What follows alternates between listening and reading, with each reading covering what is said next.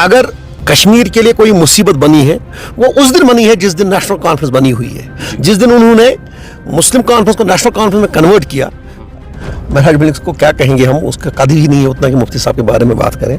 मुफ्ती साहब एक सोच थे, मुफ्ती साहब का एक विजन था। मुफ्ती साहब वो शख्सियत थी जिन्होंने जम्मू कश्मीर के लिए हमेशा अपनी ज़िंदगी वक्फ कर दी। उसको नेशनल कॉन्फ्रेंस के एमएलए ही गुस्सा रहे कि आप उठिए बात कर लीजिए हाउस में, जो कह रहे थे। क्योंकि नेशनल कॉन्फ्रेंस को अपने गलतियों पे जो उन्होंने की है गलतियां, उन पे पर्दा डालने की कोशिश कर रहे हैं। मैंने परसों भी कहा, लास्ट बार भी कहा, हर बार मैं ये कह रहा हूँ कि अगर कश्मीर के लिए कोई मुसीबत बनी है वो उस दिन बनी है जिस दिन नेशनल कॉन्फ्रेंस बनी हुई है। जिस दिन उन्होंने मुस्लिम कॉन्फ्रेंस को नेशनल कॉन्फ्रेंस में कन्वर्ट किया। आवाज़ और तस्वीर की दुनिया के दोस्तों को सोहेल मकबूल का प्यार भरा सलाम पेश हो। अस्सलाम वालेकुम। आप देख रहे हैं जम्मू कश्मीर के घर की आवाज़ कश्मीर ग्लोबल टाइम्स, और कश्मीर ग्लोबल टाइम्स में आपका मेज़बान सोहेल मकबूल। आज हमारे साथ बातचीत करने के लिए मौजूद है जो किसी तारुफ की मोहताज नहीं है। सोनावारी की आवाम जो है इनको जानती ही होंगे। जी हाँ नाज़रीन किराम, आज के इस एक्सक्लूसिव प्रोग्राम में हमारे साथ बातचीत करने के लिए मौजूद है पीडीपी के senior leader x MLC Sonawari जनाब यासिर रशीद साहब, जिनसे जो है खासकर वक्फ बिल पे और उसके साथ साथ कई एक इश्यूज पे जो है बातचीत करने की कोशिश करेंगे। तो सबसे पहले सर आपको वेलकम करते हैं प्रोग्राम में। अस्सलाम वालेकुम। तो सर सीधा सवाल पहला यही रहेगा कि जिस तरीके से एएपी के जो आम आदमी पार्टी के जो एमएलए है महराज मलिक साहब ने मुफ्ती मोहम्मद सईद साहब के खिलाफ जो है कुछ ऐसे शब्द इस्तेमाल किए, तो क्या कहना चाहेंगे?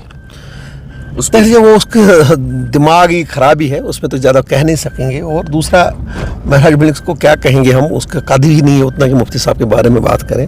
मुफ्ती साहब एक सोच थे, मुफ्ती साहब का एक विजन था।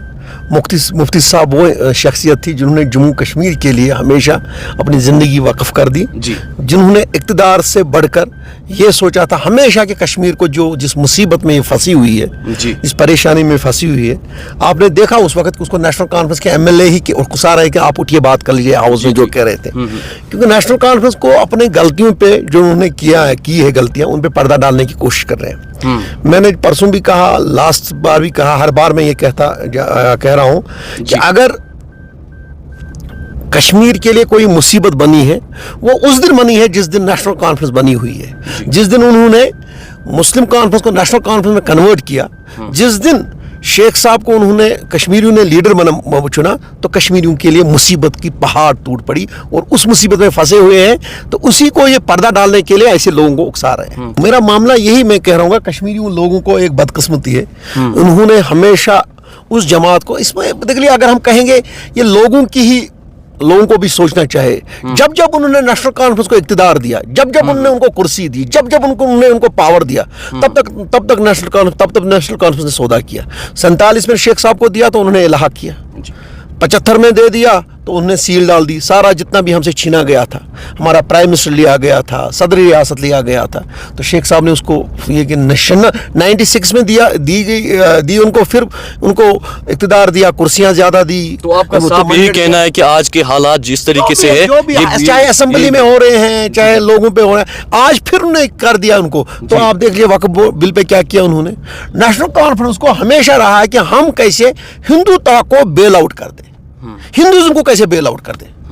ये नहीं है कि हम कहेंगे कि ये मसला है खाली एक किसी पॉलिटिक्स का या किसी जमात का।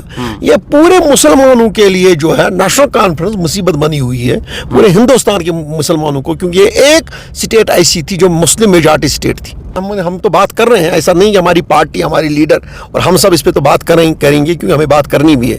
ये मुस्लिम मेजॉरिटी स्टेट है। अगर हम आज बात नहीं करेंगे तो पता नहीं कल हमारे मकबरों का क्या होगा, कल हमारी दरगाहों का क्या होगा। हमें तो ये अफसोस की बात यह है कि नेशनल कॉन्फ्रेंस को इन्हीं का स्पीकर और उसी के खिलाफ ये देखो कैसे नाराबाजी बाहर कर रहे थे।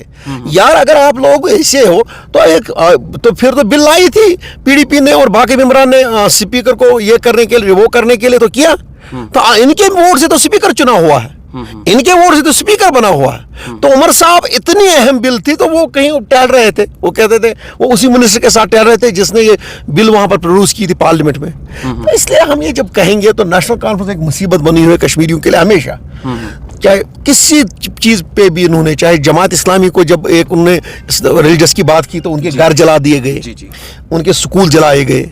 जहां पर भी एक जहां पर भी किसी ने अपनी दीन और इसकी बात की तो उसके मुखालिफ अगर खड़ी हुई तो नेशनल कॉन्फ्रेंस हुई। उस वक्त ही खड़ी हुई जब उन्होंने मुस्लिम कॉन्फ्रेंस को नेशनल कॉन्फ्रेंस में कन्वर्ट किया है, तब से इन्होंने शुरुआत की है मुसलमानों के खिलाफ। मुझे लोगों पे भी तरस आ रहा है, इन्होंने कब तक आजमाओगे आप नेशनल कॉन्फ्रेंस को? आपने 75 में इनको आजमाया तो क्या किया इन्होंने? आपने 95 में इनको आजमाया तो इन्होंने क्या किया? आपने 2008 में इनको आजमाया तो क्या किया? उसके बरक्स आप पीडीपी को ले लीजिए। 2002 में आपने इनको खाली 16 सीटें दी, तो आप देख लीजिए कितनी लोगों को राहत मिली, आर पार तुजारत मिली। जितने भी जेलों में थे उनको छोड़ दिया गया, टास्क फोर्स बैन कर दिया गया, इन्होंने जो पोटा लगा दिया था उसको खत्म किया गया। ये तो इनका देन थी। फिर उन्हें 2008 में किया उसी कांग्रेस के साथ, इन्होंने कोई मसला हल किया क्या? कोई कॉमन मिनिमम प्रोग्राम बना, कोई एजेंडा ऑफ अलायंस बना? फिर हमने 2014 में बीजेपी के साथ अलायंस किया तो एक एजेंडा ऑफ अलायंस था।